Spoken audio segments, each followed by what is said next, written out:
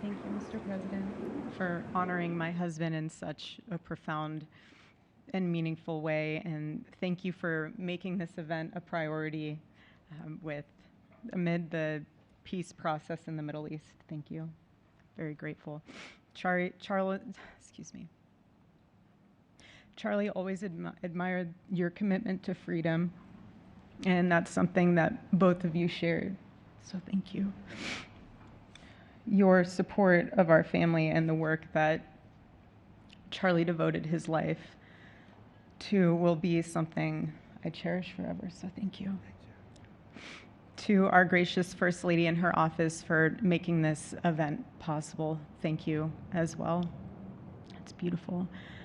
To Vice President and the lovely Usha fans, your friendship has been an unbelievable encouragement. Thank you. And to all our friends and family that are here and watching from all around the world, thank you for loving us. Thank you for praying for us and for believing in what Charlie believed in.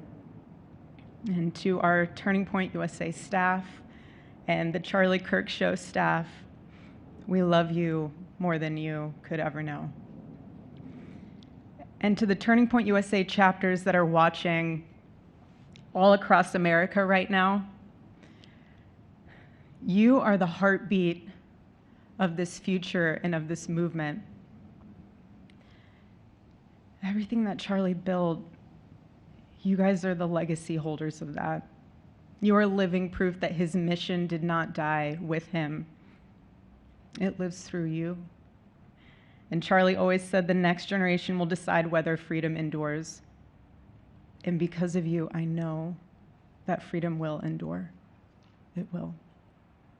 And today we're gathered not only to celebrate Charlie's birthday, but to honor a truth that he gave his entire life to defend, and that's freedom. The very existence of the Presidential Medal of Freedom reminds us that the national interest of the United States has always been freedom.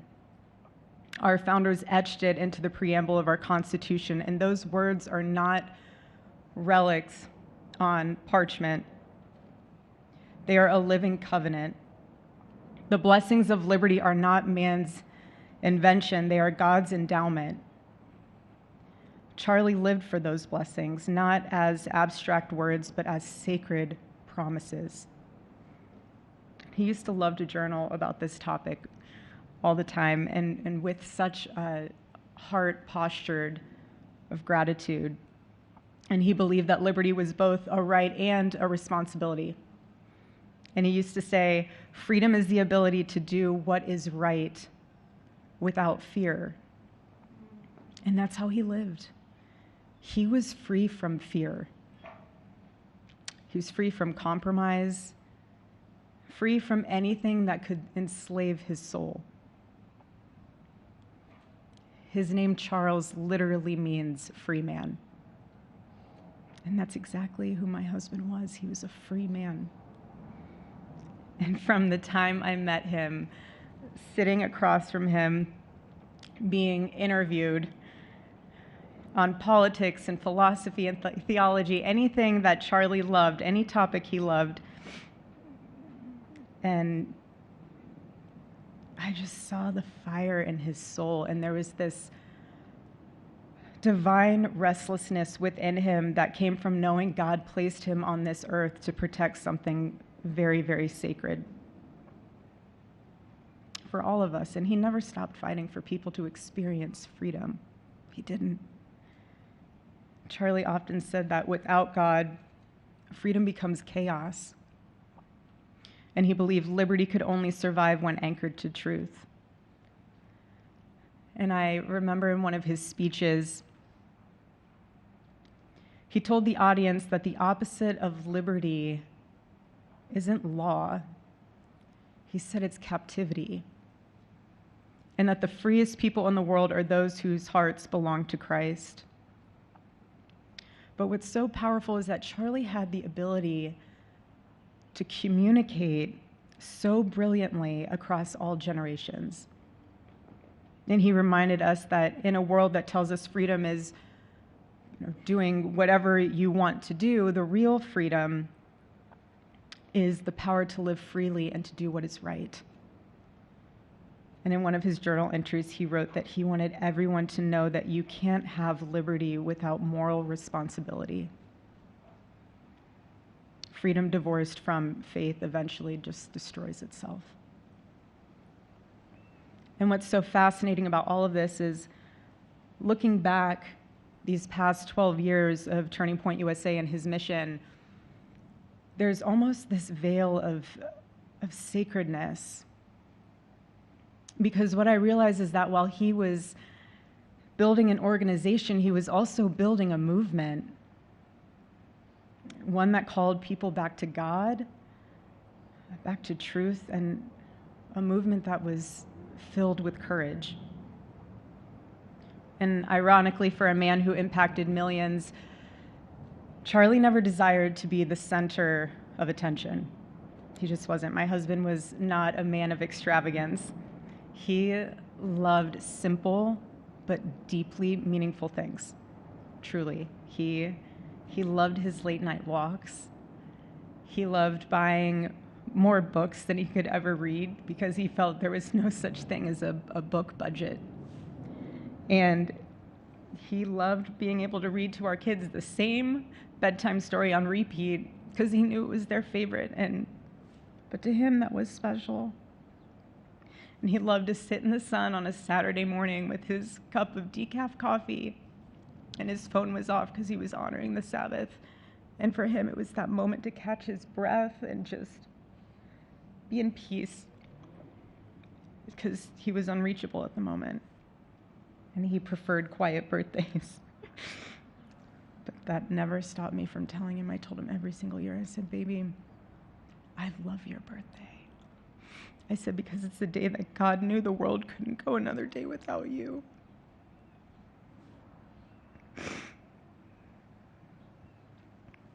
And so the rhythm of our usual birthday celebration for him was mint ice cream, mint chocolate chip ice cream. He only had it twice a year, on his birthday and 4th of July.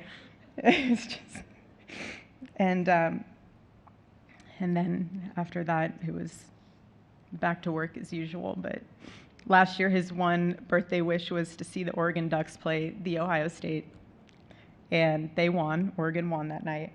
And it was by far one of the most memorable nights of his birthday experience of his life until today.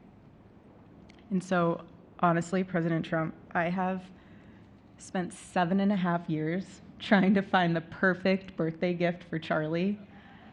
And it's so difficult. And those of you that have spouses or loved ones, you know how difficult it is sometimes to buy a gift for someone that you love, because he wasn't a materialistic man, so that also did not help.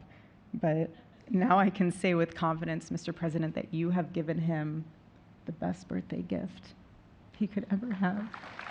Thank you.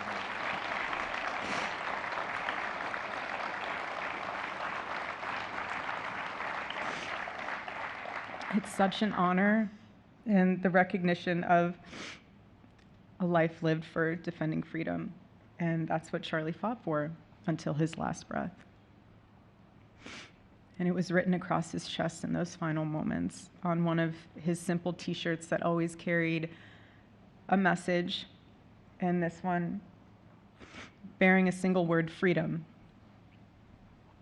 That was the banner over his life, and that shirt was a declaration. The same declaration he made in every speech, every campus visit, every time he shared the gospel at a church, every sleepless night that he would spend praying for the youth of this nation and planning for the future of our country, and just impressing upon them that when we defend liberty, we defend the soul of our nation. My husband never told anyone what to say. He never did. He never told anyone what to say. He would just encourage them to think. He would encourage them to think outside of the traditional political labels. He would want them to think in a way that was anchored in wisdom and truth. But he would never tell anyone what to say. Charlie wasn't content to simply admire freedom. He wanted to multiply it. He wanted to multiply freedom. He wanted young people to taste it and to understand it and defend it. He wanted them to see that liberty isn't self-indulgence, it's self-governance under God. He wanted them to see that. And every day I'd see him getting ready for work. He'd put on his cross necklace, he'd put his ring on his finger. And the boldness in his demeanor was always fearlessness. He wasn't afraid. He was never afraid. In his daily actions, whether in office or on campus or at a church, it was always without fear. That was his creed. That is how he lived out every single day. He didn't fear being slandered. He did not. He didn't fear losing friends, I can tell you that. He didn't. He didn't care. He stood for truth and stood for freedom, and he did not, everything else was just noise to him. And it's because his confidence in Christ was absolute. That's why. There was no limit to what he would have sacrificed to defend freedom for all. And if the moment had come, he probably would have run for president, but not out of ambition. He would only have done it if that was something that he believed that his country needed from a servant's heart standpoint. And Charlie lived only 31 short years.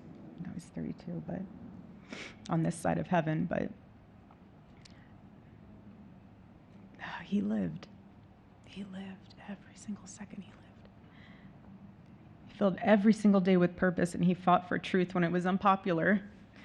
And he stood for God when it was costly, but that's what we're called to do. Surprisingly enough, he did pray for his enemies, which is very hard, but he did. He did. He did. No one else, I saw him do it. No, he never did it in front of anyone else, but I can attest to that. But he also loved people when it was inconvenient. And he ran his race with endurance, and he kept the faith. And now he wears the crown of a righteous martyr. And for me and for our children, the truth really steadies our grief, because heaven gained what earth could no longer contain: a free man made fully free. And to all watching, this is not a ceremony. This is a commissioning. And my message is simple. I want you to be the embodiment of this medal. I do. I want you to free yourself from fear. I want you to stand courageously in the truth. Listen for the still, small voice of God. And remember that while freedom is inherited in this country, each of us must be intentional stewards every single day. God began a mighty work through my husband, and I intend to see it through. And the torch is in our hands now. It's in mine, it's in yours, it's in all of yours, it's in all the students with Turning Point USA. And before I close, I'll share with you that I asked our daughter what she would like to say to Daddy for his birthday. Excuse me.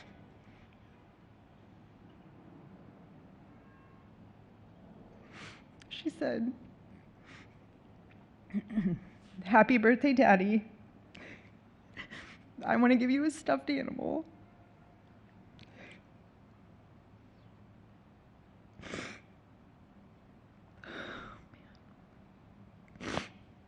I want you to eat a cupcake with ice cream, and I want you to go have a birthday surprise. I love you," is what she said.